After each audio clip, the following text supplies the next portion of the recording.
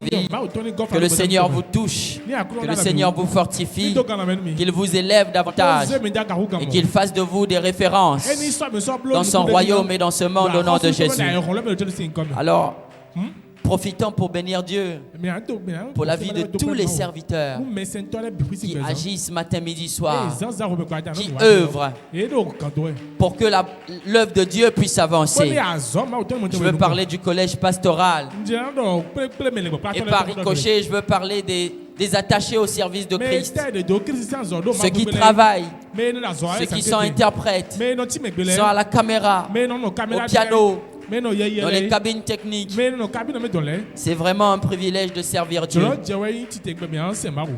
Alors, bien-aimé, je voudrais aussi que tu bénisses Dieu pour toi, pour toi-même. Bénis Dieu pour toi-même. Parce qu'aujourd'hui, tu as choisi d'être là, dans sa présence, pour écouter le Seigneur. Amen. Alors, nous pouvons nous installer. Tout à l'heure, j'avais un très bon micro, mais là, je ne sais pas pourquoi vous êtes allé toucher ça. Remettez-moi le micro comme il était, s'il vous plaît. Amen. Amen. Vous savez, lorsqu'on est fatigué, on est un peu éprouvé dans son corps. Lorsqu'on fournit encore plus d'efforts pour s'entendre ou pour savoir comment est-ce que les choses sont véhiculées, ça nous demande encore plus d'énergie. Lorsque vous regardez Maman Hermione ici en train de prêcher, pour la plupart du temps, vous la voyez comme une femme forte. Je vous ai dit ça tout à l'heure. Lorsqu'elle parle ici, lorsqu'elle prophétise, lorsqu'elle parle au nom de Dieu, vous voyez la puissance, la force, l'énergie. Mais pour avoir été celui qui est ici, moi aussi dans ce contexte, je réalise que lorsqu'on quitte ici et on va là-bas, toute la force, la puissance, l'énergie que vous aviez vu ici, il n'y a pas ça là-bas. Là-bas, on redevient un peu normal. Ici, on est comme possédé. Ici, vous allez voir tout à l'heure, avant de monter, j'étais fatigué. Mais bientôt, vous allez voir que je serai possédé. Et je suis déjà possédé. Parce que là, je ne sens plus mes membres. Amen. Je ne sens plus de fatigue. Ah Seigneur, que cette possession continue jusque là-bas. Ici, on est possédé. On est possédé parce qu'on ne parle pas de nous-mêmes. C'est la raison pour laquelle une personne qui doute de ce que Dieu peut l'utiliser pour s'exprimer est une personne qui n'a pas confiance en Dieu. Parce que Dieu dit, lorsque vous serez sur le point de vous exprimer, ouvrez simplement votre bouche et lui, il mettra les mots justes. Et ce sont les mots de Dieu qui touchent et qui impactent et non les mots des hommes. Parce que tous autant que nous sommes, nous avons nos opinions, nous avons notre façon de penser, nous avons notre capacité de réfléchir.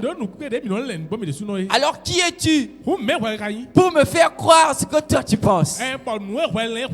Amen. Mais Dieu, lui, il peut faire l'unanimité. C'est le seul d'ailleurs qui peut faire l'unanimité. Alors acclame un peu pour Dieu. Acclame un peu pour Dieu, pour le fait qu'il arrive à faire l'unanimité. J'ai vu la sœur qui est là, qui n'acclame pas. La petite sœur qui est en bleu là, elle n'acclame pas. Voilà, elle a acclamé maintenant. Amen. À la continuité du message du dimanche passé, aujourd'hui, je voudrais aller sur les pieds de Maman Hermione pour vous partager un élément très essentiel de la faveur de Dieu. Je voudrais parler de la maturité qui attire la faveur de Dieu. Amen. Quelqu'un me dise maturité. Maturité. Vous savez, lorsque la dernière fois nous avions parlé, Maman Hermione disait que pour réussir dans notre destinée, ce n'est pas seulement la prière, ce n'est pas seulement les louanges, casser les chaises à l'église. Mais il y a aussi des relations significatives. Des personnes que Dieu nous amène à rencontrer. Et ces personnes-là, ils arrivent à transformer nos vies de telle sorte qu'ils nous propulsent dans notre destinée. Amen. Mais après, il disait un élément capital de ce que la faveur de Dieu n'est pas qu'un mouvement spirituel invisible. Mais c'est une porte. Amen. C'est une porte que Dieu ouvre dans chacune de nos vies. Afin, parce que vous savez, les choses de Dieu ne sont pas des choses qui sont sur la terre. Il a dit qu'il a caché ces choses dans les lieux célestes. Mais pour atteindre cette dimension céleste, il faut traverser une porte. Amen. Mais cette porte fermée ne peut être ouverte que par la faveur de Dieu. Oh. Est-ce que quelqu'un me reçoit ce matin? Mais ce matin, moi, je voudrais vous parler d'un truc capital. C'est facile d'avoir le succès. Vous savez, c'est très facile d'avoir le succès. Mais la chose la plus difficile, c'est de demeurer dans le succès. Ah oui. Amen. Je vous dis, c'est facile d'avoir une vie spirituelle. C'est facile de savoir prier. C'est facile d'adorer. Mais ce qui est difficile, c'est de demeurer dans la vie spirituelle. C'est de demeurer dans la prière. C'est de demeurer dans l'adoration. C'est la raison pour laquelle il y a beaucoup de chrétiens à l'église. Mais c'est des chrétiens dépourvus de vie d'adoration. C'est des chrétiens dépourvus de vie de prière. Ils savent prier, mais ils ne demeurent plus dans la prière. Est-ce que quelqu'un est avec moi ce matin? C'est pas contre vous, hein? Sachez-le, j'ai dit que je ne parle pas en mon nom, au nom de Dieu. Mais ce qui est capital, mon frère Shadrach, c'est que la faveur de Dieu, lorsqu'elle ouvre les portes, vous devez être des chrétiens matures pour maintenir la porte ouverte. Ah oui, on est en train d'arriver. Vous pouvez avoir des relations. D'accord? Certaines personnes disent, et nous avons prié, je suis sûr que certains d'entre vous, vous avez même rencontré ces gens-là. C'est facile d'avoir une relation. Mais une chose est capitale, c'est que vous devez savoir ou avoir la capacité, n'est-ce pas, de porter ce qui va avec cette relation. Je vais donner un exemple pour que vous puissiez comprendre. Aujourd'hui, vous avez par exemple rencontré un ministre.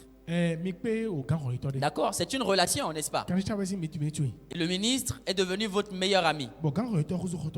Mais vous, frère Shadrach, vous, tous les matins, vous écrivez au ministre pour demander 1000 francs pour manger à Tassi. Donc, ce matin, vous vous réveillez. Ah, ministre, j'espère que vous allez bien. Je vous écris pour vous demander. Vraiment, le pays est chaud. C'est difficile. Aujourd'hui, vous faites ça. Demain, vous faites ça. Après-demain, vous faites ça. Bon, mes frères et sœurs, prenons l'exemple que vous êtes ce ministre et que vous avez un petit qui vous fait ça. Vous vous comportez comment? Vous vous comportez comment après? Vous blacklistez le numéro. Ou bien, il y en a même qui sont encore plus violents. Ils bloquent. Il faut une maturité pour maintenir les relations. Beaucoup d'entre vous, vous perdez la porte de votre destinée parce que vous n'avez pas la maturité de maintenir une relation. Excusez-moi de le dire, mais au Bénin, ou peut-être même en Afrique, j'ai remarqué quelque chose de très néfaste. C'est que lorsque un grand se met à la taille du petit, le petit pense qu'ils sont pareils. Est-ce que quelqu'un a déjà remarqué ça un peu? Parce que vous savez, les grands et surtout ceux qui ont un leadership incarné, c'est des gens qui ne sont pas habitués à être restés au sommet seuls. Et lorsqu'ils rencontrent des gens, même si c'est des gens petits, ils font ami. Vous voyez, ils viennent. Ah, mais toi, comment ça va? Ah, mais un jour, j'ai rencontré un chef là. C'est lui qui paye tout le monde. Il a des dizaines et des dizaines d'employés. Il descend de sa voiture et il voit le gardien. Et il dit au gardien, mais toi tu es bien habillé. Ça veut dire qu'il y a l'argent. Maintenant là tu peux bien nous payer. Moi-même je l'ai regardé, j'ai dit, mais c'est lui qui paye tous ceux qui sont ici. Comment il peut se rabaisser et commencer à dire que le gardien va le payer? En fait, les grands leaders ou les grandes relations, les relations destinées ou stratégiques, c'est des personnes qui ont la capacité de se mettre à la dimension de chaque personne qu'ils rencontrent. Pour eux, c'est intrinsèque. Mais celui qui est en bas, s'il est immature, il ne peut jamais bénéficier de cette relation. Parce qu'il pensera que c'est parce qu'on est ensemble, parce qu'on est à tu à toi, qu'on est pareil, que je peux lui manquer de respect, que je peux mal lui parler, qu'il peut m'appeler et je vais être nonchalant, qu'il peut faire quelque chose et je vais considérer qu'il va toujours me rappeler. C'est comme ça que vous fermez les portes de la faveur. Est-ce que ça peut aller? Il y a un élément dans la Bible qui dit que vous devez rester à des kilomètres de l'arche de l'Éternel. Oui, souffrez un peu que je vous donne beaucoup de travail. Parce que je veux rester un peu en contact avec vous. Je suis trop loin. Les kilomètres de l'arche de l'Éternel, ça veut simplement dire, et ce n'est pas seulement valable pour les pasteurs, hein, c'est même parfois un grand piège. Lorsque quelqu'un qui est au-dessus de vous se rabaisse à votre niveau, mes frères, ayez la crainte. Parce que lorsqu'il se rabaisse, c'est pour mieux vous comprendre. Vous savez, Jésus est celui qui peut comprendre les anges et les hommes. Vous savez pourquoi? Il est celui qui peut mieux comprendre. Le malin ne peut pas bien nous comprendre parce qu'il n'a pas senti la douleur de la chair. Jésus, il est totalement Dieu, il était totalement homme. Lorsqu'il a payé le prix à la croix, en fait, il a senti comment les hommes souffrent. Il a eu faim comme les hommes ont faim. Il a eu soif comme les hommes ont soif. C'est la raison pour laquelle il est le seul dans la dimension de Dieu de comprendre les hommes. Parce qu'il a vécu comme les hommes. Amen. Mais pourquoi il a voulu vivre comme les hommes? Afin de comprendre les hommes et de sauver les hommes. Pourquoi une relation stratégique, une relation de destinée descend à ta dimension? C'est pour mieux te comprendre, afin de te tirer vers le haut. Mais toi, tu es en bas. Et tu agis avec celui qui est en haut, comme s'il était en bas. J'ai envie de prendre une cravache pour te donner des coups de chicotte. Lorsqu'un leader, lorsqu'on est né, vous savez, chez nous au Congo, pour appeler une grande personne, on ne l'appelle pas Geoffroy. Non. Ah. Si tu Osana m'appelle Reynold au Congo, pardon, mais nous. On n'appelle pas Geoffroy. Donc, si lui, il est plus grand que moi, même si je suis pasteur, même si je suis prophète, même si je suis apôtre, quand je le vois, je dis, oh, Yaya Géoffroy. On dit Yaya. D'accord? Yaya, ça veut dire grand. Vous voyez, le plus grand. C'est que nous, on s'est un peu éloigné de la culture. Maintenant, on est devenu francisé. Maintenant, on n'appelle plus Yaya Géoffroy. Je vais appeler maintenant, oh, grand Géoffroy. Vous voyez un peu? Mais sinon, c'est Yaya. Quand moi, je suis arrivé au Bénin, j'ai vu des petites de 5 ans. J'ai failli perdre le contrôle. Heureusement qu'il y a quelqu'un qui m'a retenu la main. Non. Ici, c'est pas comme ça. Ici, ils peuvent t'appeler. Ah, ok. Vous savez pourquoi je vous dis ça? Parce que lorsqu'on t'appelle Yaya, c'est entre nous, hein? Si par exemple, moi je trouve que le frère Géoffroy, il n'est pas mon grand, hein? Pourquoi il pense qu'il est mon grand? Mon frère, tu sais, quand on était petit là, c'est ça, non? Si quelqu'un te dépasse même de 2 ans et que vous êtes un peu pareil, tu trouves ça lourd de l'appeler grand. Donc tu testes. Quand je vois le frère Géoffroy, je ne vais plus dire Géoffroy, hein? Je vais dire Géoffroy. Vous voyez, Géoffroy. Le Yaya ne veut pas sortir. Si lui, il ne réagit pas, la prochaine fois, je vais dire Géoffroy. S'il ne réagit pas, la prochaine fois, oh Géoffroy. Vous voyez un peu? Mais le droit de naissance existe. Le droit de naissance existe. Et so, il a vendu son droit de naissance pour un bol d'haricots d'Abobo. Tout ce que je devais bénéficier de Géoffroy en tant que grand, je ne peux plus les avoir. Même instinctivement, spirituellement, je ne peux plus les avoir. Ah oui. C'est de ça que je voulais vous parler ce matin. C'est une petite exhortation, mais il faut que vous compreniez ça. C'est comme ça que vous vous êtes fermé les portes. Par manque de respect. À cause de la proximité. Vous savez, lorsque je commence à l'appeler Géoffroy, lui et moi, on sait qu'il est plus grand que moi. Ou bien, on sait qu'il est plus grand que moi. Mais c'est parce que lui, il est seulement un peu faible. Il ne veut pas me dire, appelle-moi Yaya. Donc il se tait. Mais lui et moi, on sait qu'il est plus grand. Se voyez un peu. Ce qui fait que lui, il prend ça dans son cœur et il dit, mais le petit là, il est impoli. Hein? Il ne va pas venir me dire. Beaucoup d'entre vous, vous vous êtes fermé les portes de la faveur. Fouillez bien dans vos téléphones. Il y a certains aînés qui vous appelaient souvent, mais qui vous appellent plus parfois. Il y a des gens qui étaient prompts à vous aider, à vous fournir des choses. Mais à un moment, ils ont arrêté. À un moment, ils sont plus trop attentionnés. Ils ne viendront pas vous dire. Parce qu'eux, ils sont en haut. Eux, ils sont en haut. Amen. Est-ce qu'aujourd'hui, si quelqu'un refuse le sacrifice de Jésus, ça fera que Jésus sera en bas? Avec ou sans nous, Dieu est Dieu. Et il restera Dieu.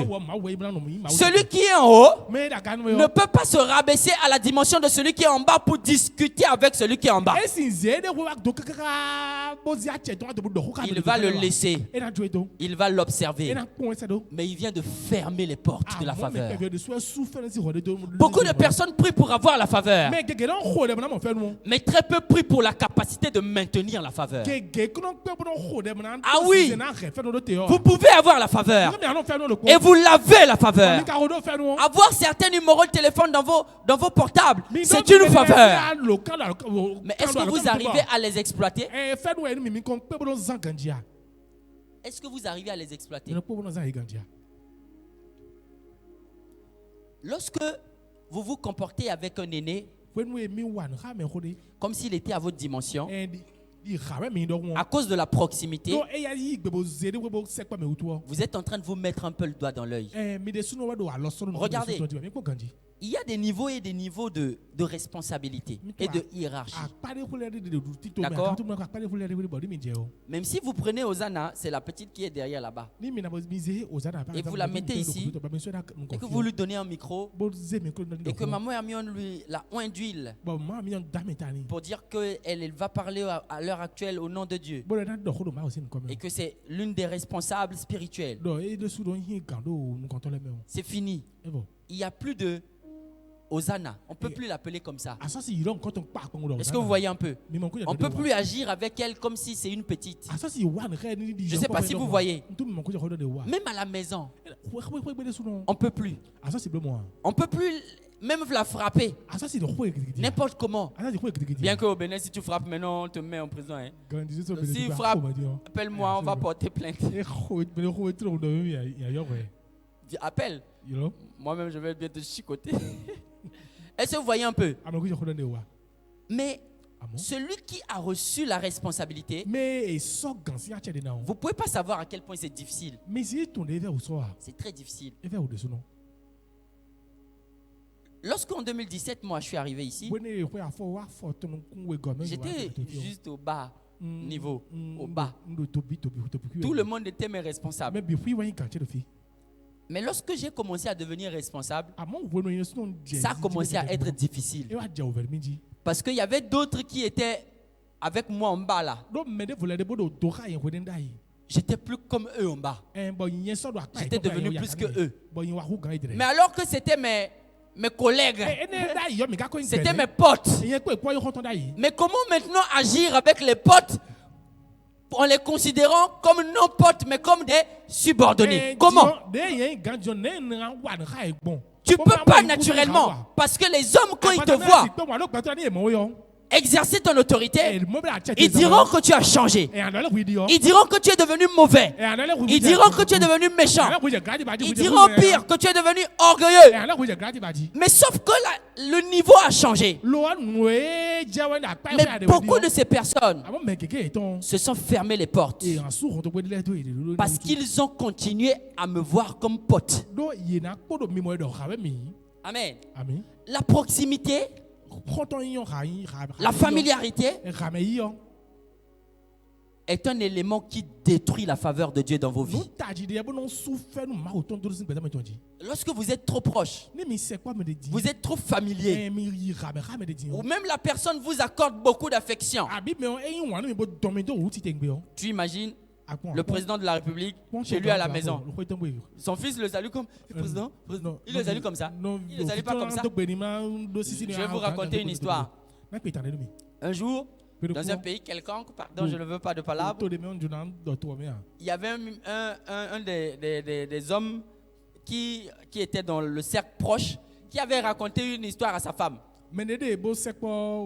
Il a dit à sa femme qu'un jour on était chez le président et la femme du président a enlevé la chaussure et elle a lancé sur le président. Et ils étaient là, hein? Et la femme était fâchée. Ah, les femmes là aussi, vraiment. Vous êtes pas là dans le palabre. La femme était fâchée. Et elle a enlevé la chaussure et elle a lancé sur le président. Devant les hommes là, hein? Et vous savez ce qu'elle a dit au président? Que tu as déjà fait quoi dans ma vie?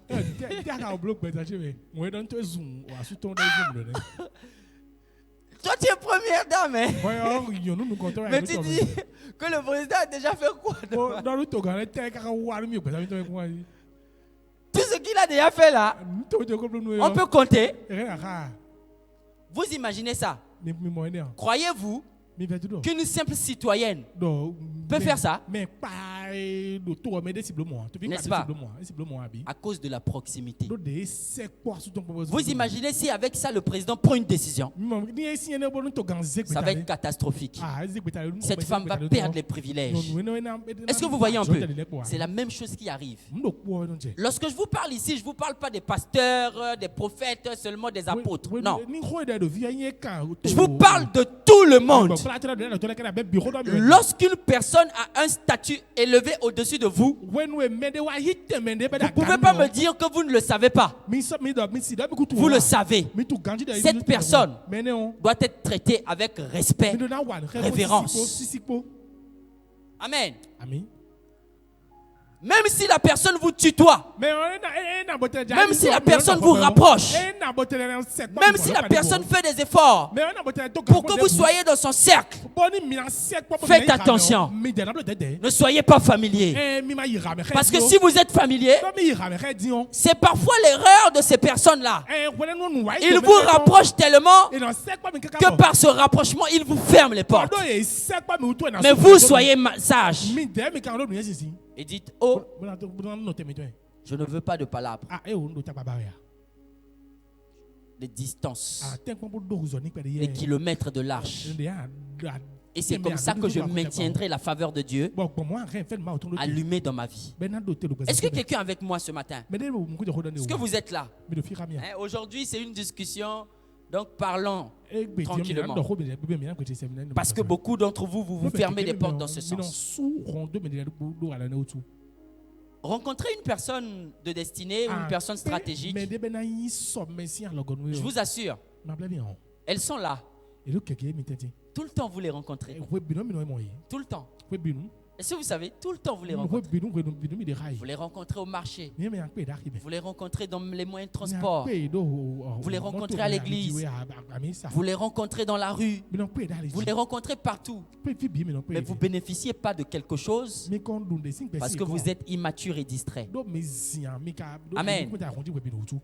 Lorsque vous êtes dans un environnement avec quelqu'un qui vous fait du bien ou qui vous rapproche, vous, automatiquement, vous prenez ça pour un acquis. En fait, les hommes qui ont une carrure donnée, un leadership donné, c'est des personnes qui sont naturellement comme ça. Ceux qui ont un fort relationnel là, ils sont naturellement bons.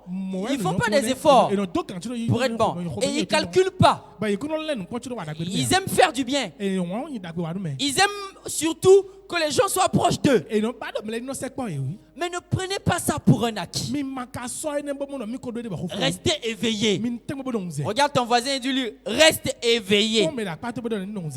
C'est pas parce qu'il est proche qu'il est devenu ton ami. Regardez David par exemple. David et Jonathan. Jonathan était le fils du roi. David était un pauvre berger. Mais c'est Jonathan qui était tombé amoureux de David. Il voulait être l'ami de David.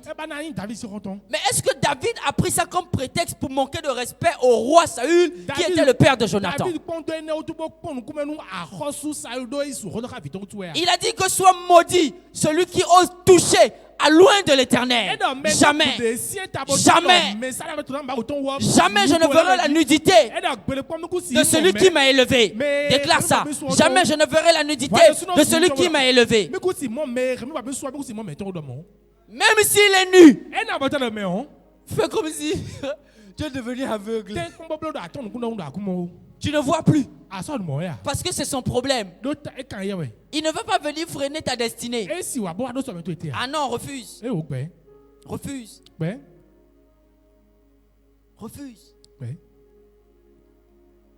Beaucoup de personnes. David avait même la possibilité. Il est venu dans la grotte et il a vu Saül qui dormait. N'est-ce pas? Avec son épée, il pouvait dégainer et tuer Saül. Saül voulait porter atteinte à sa vie. Saül le cherchait pour le capturer afin de le tuer. Mais lorsqu'il a vu Saül dans la grotte, et on lui a dit, on peut tuer Saül maintenant. Il est à notre portée. Il dit, maudit soit l'homme qui peut porter atteinte à loin de l'Éternel. Et il a coupé un pan du vêtement de Saül. Et en haut, il lui a dit, oh mon roi, mon roi, j'avais l'opportunité de finir avec toi. Voilà même, regarde comment j'ai coupé le pan de ton habit. Mais je ne peux pas le faire. Je ne peux pas le faire. Parce que je ne veux pas fermer la faveur de Dieu dans ma vie. Deuxième chose, la faveur, c'est quelque chose qui exige une capacité intérieure. Pour maintenir la porte de la faveur ouverte, il faut que vous ayez une capacité intérieure. En fait, c'est cette maturité intérieure qui maintient les portes de la faveur ouvertes. Nous allons nous lever pour lire la parole de Dieu dans le livre de Luc chapitre 2, verset 52. Luc chapitre 2, verset 52. La Bible dit ceci: Jésus croissait en sagesse, en stature et en grâce devant Dieu et devant les hommes. Amen. Jésus croissait, montait en sagesse, en stature et en grâce devant Dieu et devant les hommes. Amen. Vous pouvez vous asseoir. En fait, cette parole nous révèle un élément capital. Avant que Jésus n'entre dans sa mission pleinement, la Bible nous dit qu'il grandissait progressivement. Amen. Il grandissait progressivement.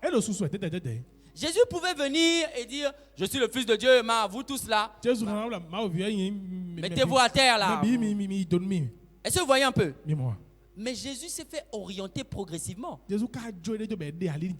Jésus a même eu des devanciers, vous savez ça? Jésus a étudié. Il est resté dans la présence de Dieu dans le temple. Est-ce que vous voyez un peu? Mais lui, il est Jésus. C'est là que j'y arrive. Mon frère Geoffroy. Yaya Geoffroy. Quand à l'église, un des ASC ou un membre de l'église, le pasteur principal le touche seulement comme ça, comme ça, et devant tout le monde ils sont en train de marcher, ils sont en train de discuter. Il est devenu le bon petit du pasteur principal, non? C'est fini. Dans l'église, c'est lui qui est le gourou, c'est lui qui est le maître. Il est déjà dans les bonnes grâces du pasteur principal.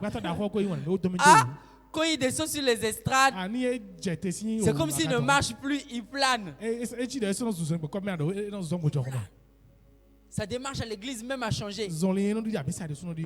Quand on le voit, on ne le voit plus, hein? Il est devenu le représentant du pasteur principal. Quand il ouvre la bouche, il faut que tout le monde obéisse. Sinon, la foudre du pasteur principal va tomber. Il y en a encore qui sont pires. Ils prennent encore les informations, parfois mensongères, et ils aillent là-bas pour détruire les autres, pour toujours demeurer dans les bonnes grâces. Ils pensent que c'est la faveur de Dieu.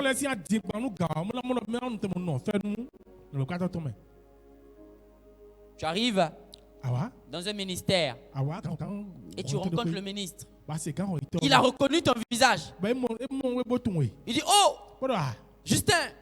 Non, c'est pas Justin. Justin n'est pas comme ça. Oh, Apocalypse. Mais tu vas bien? Ah, mais ce jeune homme-là, il est brillant. Félicitations pour la dernière fois. Quand le ministre part, c'est lui qui est l'adjoint ministre. Faut voir comment il est avec ses amis. Le ministre me connaît. Hein? Vous avez vu la dernière fois? C'est très immature. En fait, lorsque vous faites ça, vous venez de faire un truc que Dieu dit, que l'orgueil précède toujours la déchéance. Amen. Dieu n'a pas besoin des orgueilleux. Dieu n'a pas besoin des forts. Non. Dieu a besoin des faibles. Il prend sa force et il met dans les faibles.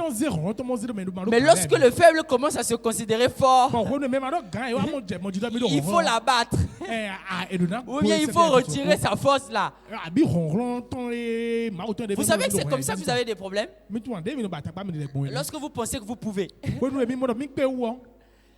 début, vous ne savez pas prier. Vous êtes là tout le temps. Oh Seigneur, aide-moi. Une fois que vous savez prier et qu'un dimanche à l'église, on vous a tendu le micro et que vous avez prié et qu'une personne a fait seulement dans le public là-bas, dans le peuple là-bas, ah, Jésus! C'est fini. Mon frère, la prochaine fois quand ils vont prier, même si on ne leur a pas demandé, ils vont venir. Comme c'est le frère Raoul qui gère souvent les modérateurs, ils vont venir le matin. Frère Raoul, je sens dans mon esprit que ce matin je peux modérer. N'a mis micro. Donne-moi le micro. Que le Seigneur veut parler en moi. Yeah! Vous êtes des cas. Et ce que vous faites, c'est que c'est encore à Dieu que vous faites ça. C'est ça qui fait. Mais soyez humble. Soyez un peu humble. Dis à ton voisin, sois humble. Ça ne demande rien. Sois humble. C'est comme ça que tu continueras à monter. C'est comme ça que tu continueras à réussir. C'est comme ça que tu continueras à bénéficier de la faveur de l'Éternel. Parce que Dieu n'a que faire des orgueilleux. Il a besoin des faibles pour démontrer au monde qu'il est fort. Il a besoin des incapables pour montrer au monde que lui, il est capable. Mais pourquoi les capables veut encore montrer que c'est lui alors qu'il sait que c'est pas lui? C'est la faveur de Dieu. Tous les dimanches on prie pour ça. Les vendredis tu pries pour ça. Mais maintenant que Dieu te donne la faveur, tu te présentes encore devant les gens pour dire que c'est ta faveur. Mais non, c'est la faveur de Dieu. C'est même pas stratégique. Même intellectuellement parlant, c'est pas réfléchi. Toi tu n'avais pas la chose. On te donne la chose et tu fais ganko avec la chose qui ne t'appartenait pas. Oh. J'ai cherché un mot en fond mais j'ai pas trouvé pour te qualifier. Tu es entouré des gens. Et tout le monde a un iPhone 10. Un iPhone X. Toi, tu as... Chez nous au Congo, on appelle ça Nzete ou Sama. C'est le téléphone où on peut utiliser ça pour piler même les nyams. Tellement c'est dit la je ne sais pas s'il y a eu ça ici. Les ZTE, c'était noir comme ça. Et la lumière devient jaune. Ah, le frère Jean-Pascal, il est temps pour qu'il se marie. S'il connaît le téléphone là, il est temps qu'il se marie. C'est que c'est un ancien. Ozana ne peut pas connaître ça. Est-ce que vous voyez un peu? Toi tu as ZTE. Les autres ont iPhone X. Donc tu es au milieu de... Tu ne peux pas faire Ganko. Ou bien tu peux. Tu peux. Si tu fais Ganko, c'est que toi, ton niveau nécessite maintenant des requêtes pour te délivrer. Et un jour... Tu viens peut-être à l'église et la sœur Emmanuela a un iPhone 15 et un autre iPhone 14. Mais tout le temps, elle te voit avec ZTE. Elle t'appelle dans le coin. Souvent, les gens humbles font du bien en cachette. Les orgueilleux, c'est ceux qui font du bien. Oh mon frère, il parle même fort pour que toute l'église puisse... Ah bon, j'ai senti que tu avais seulement les mêmes vêtements là. Mais j'ai des vêtements. Président des orgueilleux. Mets là-bas la terre. Fais du bien seulement en cachette. Que la main gauche ne puisse pas être au courant de ce que la main droite a fait. Donc la sœur Emmanuela t'appelle pour dire à Nanvi, Wabo, viens. Là, moi je te vois seulement avec cette thé là. Bon, j'ai eu dans mon esprit que je dois te partager. J'ai un iPhone 15 et un iPhone 14. Donc, je voudrais te faire un cadeau pour l'iPhone 14. Toi, tu seras comment? Hein? La sensation là. Je quitte ZTE et je fais un gros boom. Et j'arrive à plus que mes amis. Seigneur, délivre-nous. Voilà celui qui a l'iPhone 14. C'était en cachette, hein? Ou bien, personne ne sait. Le dimanche prochain, il vient à l'église. Il descend de Gozem.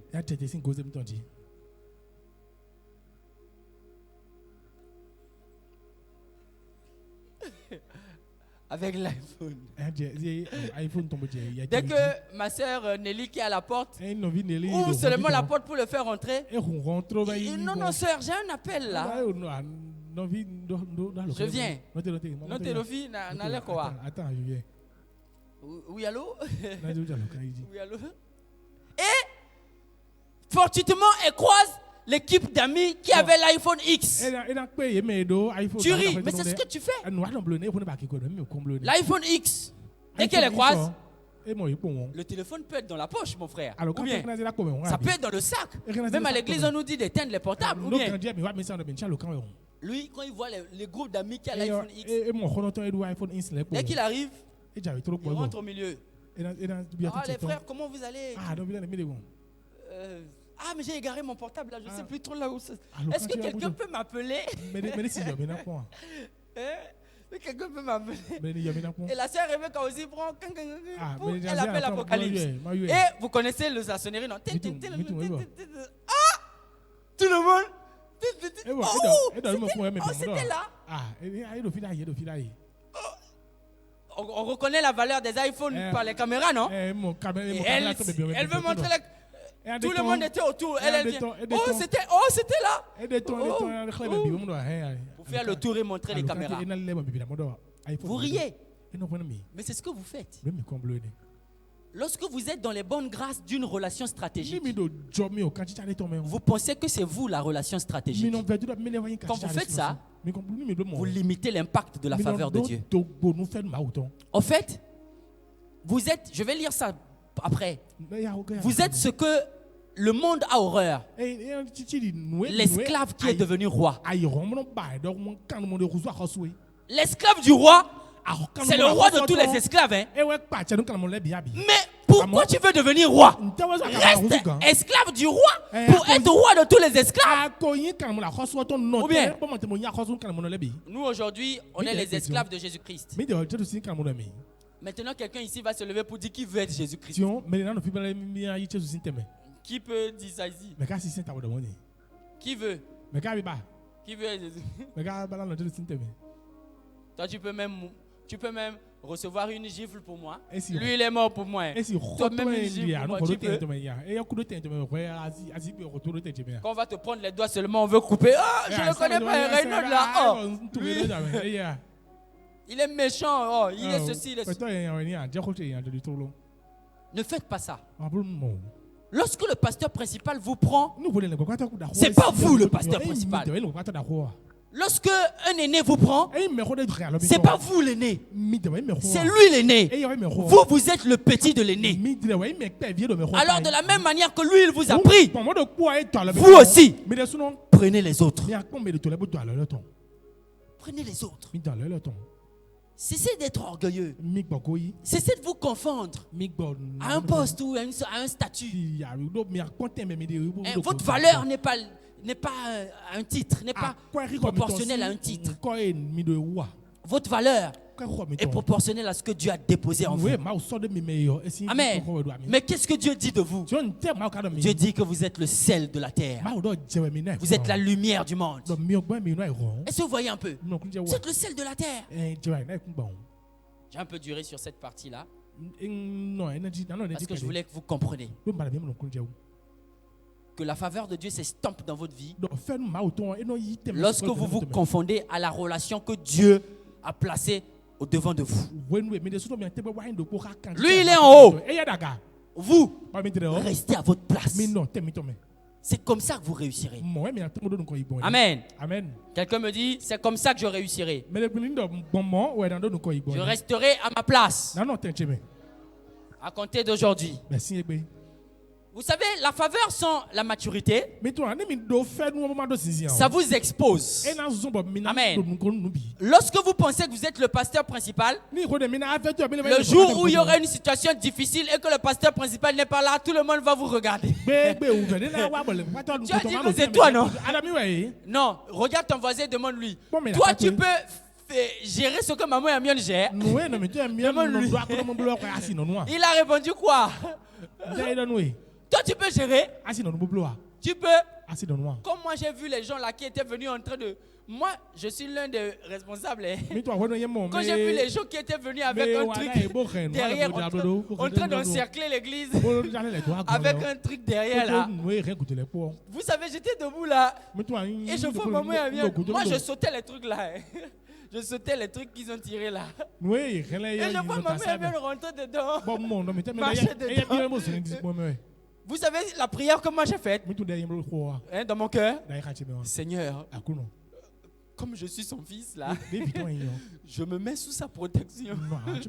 Et que tout ce qu'elle fait, que la grâce de ce qui est sur elle là, soit aussi sur moi. Je vous assure, c'est pas que j'avais peur, mais j'avais jamais vu ça. Et je trouvais ça extraordinaire.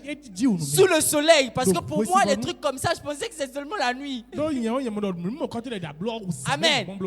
Et à la fin, quand je l'ai regardé, j'ai dit, et elle a encore pris les morceaux là, elle a mis ça là-bas. La dame là, moi je peux pas être elle. Tu peux pas. Donc, la faveur sans la maturité, ça vous expose. Et tu penses que tu es déjà arrivé au niveau, alors que tu ne l'es pas du tout. Et tu es très loin. Et là, tu es exposé. Vous allez voir les gens blessés. Vous allez voir les gens qui sont malheureux. Les gens en dépression. Parce qu'ils veulent être le chef qu'ils ne sont pas. Parce qu'ils veulent être la relation stratégique que Dieu a mis devant eux. La faveur sans la maturité, ça vous détruit. Ça vous corrompt. Ça corrompt vos valeurs. La faveur sur la maturité, ça accélère votre chute. Lorsque vous n'êtes pas mature dans vos relations avec lesquelles Dieu vous met, vous allez très vite chuter. Et c'est comme ça.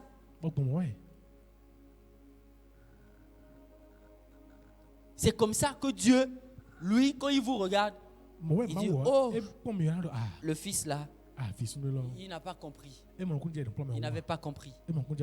Amen. Amen. Alors pour finir, je vais vous parler d'un truc. Nous allons nous lever pour lire dans le livre de Galates chapitre 1 verset 2. Galates chapitre 1 verset 2. Non, Galates chapitre 4 plutôt, du verset 1 au verset 2. Galates chapitre 4 du verset 1 au verset 2. La Bible dit ceci. Or, aussi longtemps que l'héritier est un enfant, je dis qu'il ne diffère en rien d'un esclave. Amen. Quoi qu'il soit le maître de tout. Mais il est sous des tuteurs et des administrateurs jusqu'au temps marqué par le Père. Amen. Est-ce que vous avez compris avec moi? Qu'est-ce que Dieu veut dire par là? Il veut simplement dire que l'héritage n'est pas une question de proximité. C'est une question de maturité. Vous pouvez vous asseoir. Ça, c'est un point capital. Voilà pourquoi j'ai voulu terminer dessus. Et beaucoup d'entre vous, vous avez échappé à la bénédiction à cause de ce point. Ce n'est pas la proximité au responsable ou à la relation qui déclenche l'héritage ou la transmission de ce qu'il doit vous donner. Non. C'est pas ça. C'est la maturité. D'accord?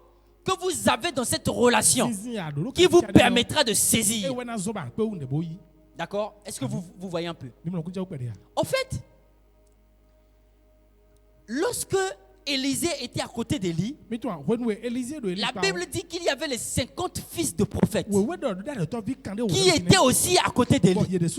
Amen. Les 50 fils de prophètes étaient même encore plus proches parfois que Élisée. Mais lorsque Élie a déposé le manteau, il n'a pas dit à Élisée, prends le manteau. Il n'a pas dit à Élisée, c'est ton manteau. Il l'a déposé pour tout le monde. Amen. Mais celui qui est mature, c'est celui qui a pris le manteau. Vous savez, beaucoup d'entre vous, vous ratez la transmission. La transmission du manteau, de la bénédiction, la transmission de ce que, bon, de vous à moi. Vous avez plein de personnes dans vos portables là. Les gens qui sont haut placés. Mais pourquoi ils ne vous donnent même pas de boulot? Pourquoi ils ne vous appellent même pas pour dire, viens prendre 500 000, tu galères pour ça? Pourquoi ils ne vous donnent pas ça? Vous pensez que c'est parce que vous êtes proche? Moi j'ai mon oncle qui nous... Lui là, il était terrible. Il était dans un poste vraiment rapproché du gouvernement. À chaque fois que nous, ses enfants, viennent le voir, c'est notre oncle. Ou bien, on vient le voir. On dit, ah, Noko. Chez nous, oncle dit Noko. Ah, Noko. Tes petits sont là, tes fils sont là. Il y a la galère, tout ça. Ta soeur ne gère plus bien. Mets-nous quelque chose là. Mets-nous à l'aise. Donc on disait toujours, j'ai pas l'argent actuellement. Oh, toi, tu es au gouvernement. Toi, tu as les grosses voitures. Tu as les grandes maisons. Mais comment tu n'as pas l'argent?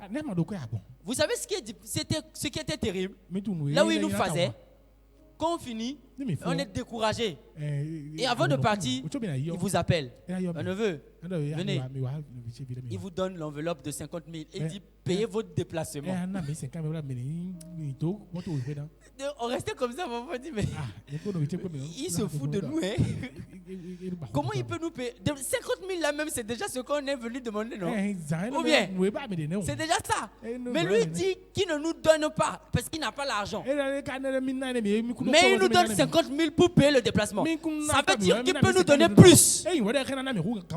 Mais la grosse erreur venant de notre part, c'était parce que nous sommes proches, parce que c'est notre parent, qu'il a le droit de nous bénir. Faux. Faux. Ce dont il a le droit, c'est comme Dieu. C'est de satisfaire à nos besoins. À nos besoins. 50 000 là, il sait que ça va finir, non? Là, ça fait combien de temps? Toi-même, tu connais l'argent? Elle a fait. Quand tu monnaies ça, ça devient 49 900. C'est déjà fini. Ou bien les mamans, c'est déjà fini. Il sait que ça, c'est pour les besoins dans l'immédiat. Mais vous savez comment on a pu avoir de l'argent? Lorsqu'on vient le voir avec un projet concret. Lorsqu'on vient le voir en étant des enfants matures qui disent ah non, là, on en a marre que ta soeur nous donne de l'argent à chaque fois. On veut se constituer en équipe pour lancer un projet. C'est là maintenant que vous êtes arrivés. Asseyez-vous maintenant. Avant de lancer le projet, c'est pas d'abord l'argent. Il faut comprendre d'abord le monde des affaires. Il a sorti maintenant les livres. Il a sorti. Oh non, on est seulement venu demander l'argent pour lancer. Et tu commences à nous sortir les bibliothèques. Et se voyez un peu. C'est ça que je voulais vous dire. Beaucoup d'entre vous, même quand vous regardez Maman Hermione, il y a des choses qu'elle transmet tous les dimanches ici. Je vous dis, tous les dimanches. Maman Hermione, Papa Edgar, les gens qui sont souvent ici, même entre vous, même un aîné, un grand frère, vous dit, il y a une panoplie de choses qu'ils transmettent. Parfois tu viens la saluer et elle te fait ça. Je fais seulement ça. Pourquoi il te fait ça? Toi tu la salues seulement, non? Souvent nous quand on vient ici là, on fait ça, non? Parfois elle fait oui, ça va. Mais un dimanche seulement, tu viens, tu fais ça et elle te fait. Ça c'est une transmission. Maintenant toi, Dans ton cœur, tu ne dis pas Amen, je reçois le nom de Jésus. Et je scelle. Lorsque tu fais les offrandes, tu ne viens pas, Seigneur. Ça, c'est une partie de ce que m'avait tapé à l'épaule là. Je scelle. Est-ce que vous voyez un peu? Mais beaucoup d'entre vous, vous pensez que la transmission, c'est seulement quand on agite le mouchoir en haut là-bas. Qui est là? Et vous voyez les chrétiens faire la bagarre pour prendre le mouchoir là. Qui est là? Je commence. Je prends le mouchoir pour lancer. Et quand on lance, il commence à se battre pour prendre le mouchoir en question. Et ils pensent que c'est là qu'ils ont pris. C'est seulement un mouchoir. La vraie transmission, c'est déjà dans l'air.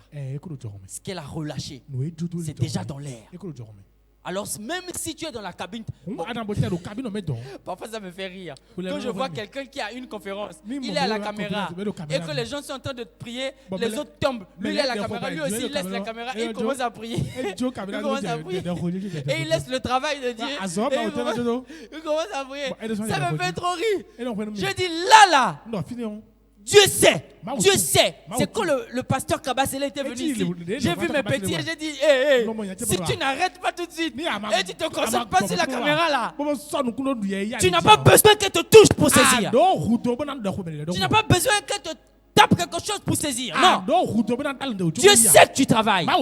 À l'instant T, il sait que tu travailles. Et le travail là, c'est pour qui? C'est pour lui. Mais tu penses que Dieu, il est assez irresponsable pour ne pas s'occuper de ceux qui travaillent pour lui? Alors même si tu as la caméra et qu'on libère une parole pour toi, tu dis Seigneur, je saisis. Même si elle ne me touche pas, je saisis. Ça, c'est un chrétien mature.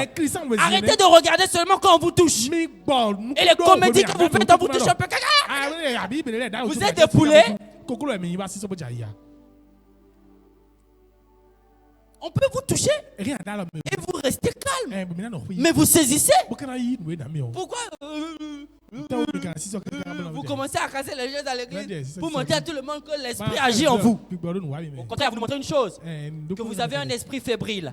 Parce que lorsque vous tremblez spirituellement, votre esprit n'arrive pas à supporter un certain nombre de choses. Vous voyez, quand un père bénit son fils et qu'il dépose le poids de la pesanteur de l'onction sur son fils, le fils ne peut pas rester debout. La Bible dit que lorsqu'Ésaïe a rencontré l'ange de l'Éternel, lui il était déjà prophète. Il est tombé face contre terre et il a réalisé que ses lèvres étaient impures. Parce que le poids de la pesanteur de Dieu, c'est trop puissant. Donc si tu as un esprit lélé, ça va te prendre. Hein? Imagine quelqu'un comme le frère Geoffroy qui gifle Hosanna par exemple. Elle va rester debout. Elle va aller à gauche et à droite. C'est comme ça, vous montrez le niveau spirituel que vous avez. Amen. Amen. Ne pensez pas que la transmission, c'est parce que vous êtes proche. Oh non, c'est moi qui tiens le sac du pasteur tous les jours. Oh non, il y a des gens qui sont dans le quotidien du pasteur tous les jours, mais qui ne bénéficient pas. Et c'est quelqu'un qui quitte loin, qui vient saisir la bénédiction à leur place. Même dans vos familles. Vous savez, moi, je suis très loin de ma famille depuis longtemps. Très loin. Depuis très longtemps. J'étais gamin. J'avais 16 ans que j'ai quitté ma famille. J'étais un enfant. Mais vous savez, même aujourd'hui, il y a des grandes décisions de la famille qui ne se prennent pas quand je ne suis pas là. Quand je suis rentré au Congo en septembre dernier, j'avais l'impression d'être le chef de famille. Si petit, j'avais l'impression d'être le chef de famille. En fait, pas chef de famille de ce que c'est moi qui donne les ordres. Non. Tout le monde avait besoin de mon avis. C'est comme si le roi est venu. Et on a mis le tapis rouge. Lorsqu'on fait une réunion, c'était un mariage. Et les oncles sont là. Les tantes sont là. On dit, mais Ray est où? Il est où? Et je viens, je m'assois. Quand il parle, moi je dis rien. À la fin, ils disent, Ray, tu n'as pas un mot à dire. Je dis, oh, je dois prendre ça là. Mais je n'ai pas négligé ça. J'ai saisi ça. Est-ce que vous voyez un peu? Le simple fait d'être proche. Mais moi je suis loin, je ne suis pas proche. Je suis très loin. La proximité ne vous garantit pas la transmission. Non. Ce qui vous garantit la transmission, c'est la maturité. Le simple fait d'être là. Quand vous regardez quelqu'un qui a des attributs que vous aimez et que vous voulez que cela se manifeste dans vos vies, vous n'êtes pas obligé d'être avec lui tous les jours. Vous n'êtes pas obligé qu'il vous touche tous les jours, qu'il vous dise Dieu te bénisse, je balance ça chez toi tous les jours. Non, vous pouvez être loin. Comme la femme à la perte de sang. Elle dit le jour où je le croiserai, il suffit que je le touche. Je n'ai pas besoin qu'il me parle. Je n'ai pas besoin qu'il me pose la main. Mais si je le touche, je serai guéri. Jésus était dans la foule. Vous imaginez la foule qui accompagne Jésus? Mais il s'est arrêté. Et il dit, qui m'a touché? Les disciples sûrement, comme moi j'étais là à l'époque. Et l'autre là, André, l'autre là, ils m'ont dit, mais Reynold, mais Jésus dit qu'il a touché. Pourquoi il dit ça? Regardez le nombre de personnes. On est tous là, on le touche, on le touche. Et il dit qu'il a. Vous imaginez, quand Jésus, tout le monde le touchait. Il dit, mais nous tous on le touche. Mais comment il peut dire qui m'a touché? Il a touché. Et touché. À partir d'aujourd'hui, ne touchez plus, mais touchez. Amen. Ne touchez plus, mais touchez. Moi je vous dis mes frères, il n'y a aucune limite en esprit. On peut prier et déposer de l'eau sur une télévision. Et un pasteur qui a Natitengu, bon c'est trop proche. Cite-moi un endroit qui est loin. États-Unis. Tu vas aller là-bas. Ah c'est bon. Donc quelqu'un aux États-Unis et il prie, le est sur ta télé et il dit que si tu bois tu es guéri. Mon frère, tu bois tu es guéri. Il n'y a pas de limite en esprit. Mais pourquoi il faut toujours que tu sois touché? Bon, vous aimez toucher parce que il n'y a pas encore beaucoup de monde. Si nous étions une église de 5 millions de personnes. Et je prophétise que cela arrive au nom de Jésus. Bon, imaginez, maman va faire la queue avec 5 millions de personnes. Venez tous ensemble. Un passe, deux passe. À 2 millions, c'est à l'hôpital qui est sur le train de toucher les gens. Quand il va arriver à 2 millions, c'est à l'hôpital qui est en train de toucher les gens. Mais et le reste, ils seront touchés comment? Ne seront-ils pas touchés? Le Saint-Esprit peut véhiculer. Quand je vous parle ici, c'est moi qui parle. Mais le Saint-Esprit amplifie. Et il traduit à chacun selon le langage qu'il faut. À partir d'aujourd'hui, lorsque vous voyez une relation stratégique qui peut déclencher la faveur de Dieu dans votre vie, ne vous contentez plus d'être seulement proche. Soyez mature. Moi j'ai des grands frères qui travaillent à la présidence, qui sont des militaires. Je disais ça la dernière fois à quelqu'un, que toi là, moi je suis congolais, mais je peux t'enfermer, toi béninois au Bénin. Mais vous savez les grands là, on les écrit pas tous les jours. On n'est même pas proches. C'est au Nouvel An qu'on les écrit. Donc c'est d'abord à Noël qu'on les écrit. Au Nouvel An on les écrit. On les écrit pas pour Saint-Valentin. On les écrit ensuite pour, si c'est des femmes, à la fête Journée internationale de la femme. On les écrit à la fête du travail. C'est comme ça qu'on les écrit. Il dit, bonjour mon grand, j'espère que vous allez bien. J'ai pensé à vous aujourd'hui et j'ai voulu profiter de l'occasion pour vous souhaiter une très bonne fête de travail. En tout cas, merci pour ce que vous faites. Je vous suis de loin. Je vois les initiatives que vous faites pour la jeunesse. C'est vraiment très intéressant. Merci de nous faire bénéficier de cela. Lui te répond, Reynold, mais ça fait longtemps là. Mais viens me voir à la maison. Quand tu vas là-bas, tu retournes comment, Justin? Bien blindé. Ici, là, c'est blindé. Tu vois un peu? Donc, c'est pas tout le temps. C'est pas tout le temps qu'on les écrit. On n'est pas proches. C'est pas mes amis. C'est mes grands. Mes amis. Donc, si tout le temps tu es avec eux, tout le temps, ils vont être fatigués de toi. Ah, lui là, il est trop collant. Mais de façon mature et stratégique, gardez le contact avec eux pour bénéficier de ce qu'il faut. Je ne vais pas aller un peu plus loin.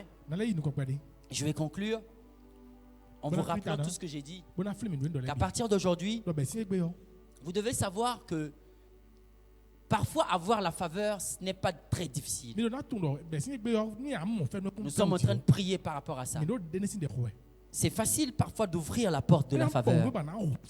Mais ce qui est difficile, c'est de maintenir cette porte ouverte. Ne vous contentez pas d'avoir la faveur seulement aujourd'hui. Et ne vous contentez pas d'avoir la faveur seulement dans un domaine. Dieu peut vous donner la faveur dans tous les domaines. Amen. C'est possible. Mais il faut que vous soyez des chrétiens matures. Ne soyez plus des chrétiens qui sont tout le temps accrochés au sensationnel. D'accord. Waouh. Je sens la présence de Dieu. Les chantres, même si vous ne sentez pas la présence de Dieu, continuez d'adorer. Mes frères, lorsque à la louange, tu ne sens pas la présence de Dieu, continue de louer. Lorsque dans le message, tu ne sens pas que Dieu est là, continue d'être attentif. Dieu n'est pas dans le sensationnel. Ce n'est pas parce que dans toute la salle, il y a l'agneau,